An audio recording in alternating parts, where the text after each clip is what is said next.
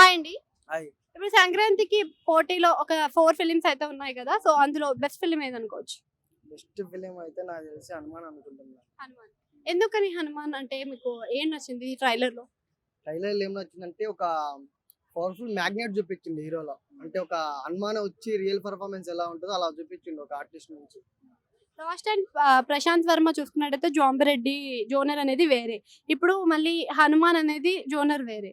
So, ఈ 2 జోనర్స్‌ని పోల్చుకున్నట్టయితే మరి తను ఎలా తీయగలిగాడు అనుకోవచ్చు? అది డైరెక్టర్ ఎలాగైనా తీస్తాడు. ఒక కంటెంట్ బట్టి ఎలాగైనా చేంజ్ చేస్తాడు.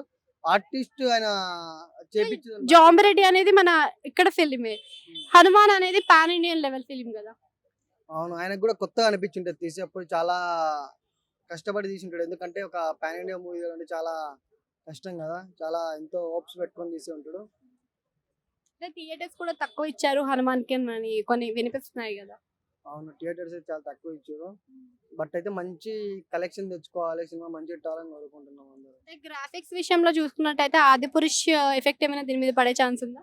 అస్సలు 'ఆదిపురుషు'కి దీనికి ఏమన్నా సంబంధం ఉందా? ఎట్లుంది? అందుకనే గ్రాఫిక్స్ విషయం ఆ! అన్నా. ఈ ఈ ఈ వీఎఫ్ఎక్స్ అయితే చాలా బాగుంది దానికన్నా. 'సలార్' కన్నా.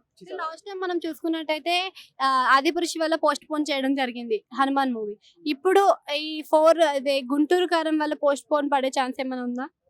లేదు. ఎందుకంటే ఆల్మోస్ట్ కన్ఫర్మ్ అయిపోయింది. ఇంకా పోస్ట్‌పోన్ అంటే ఏం లేదు. తగ్గిస్తే థియేటర్‌లో ఏమైనా తగ్గించగలరు అంతే.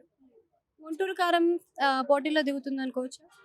'గుంటూరు కారము' ఓకే. కానీ ఇంకోటి నా 'స్వామి రంగం' ఉంది కదా! అది కూడా బెస్ట్ హిట్ కొడుతుందని కోరుకుంటున్నా. ఎందుకంటే అల్లరి నరేష్ గారిని, రాజేష్ తరుణ్ గారు గాని మంచి కాంబినేషన్‌తో మంచి హిట్ అయితే కొడుతుంది అది కూడా.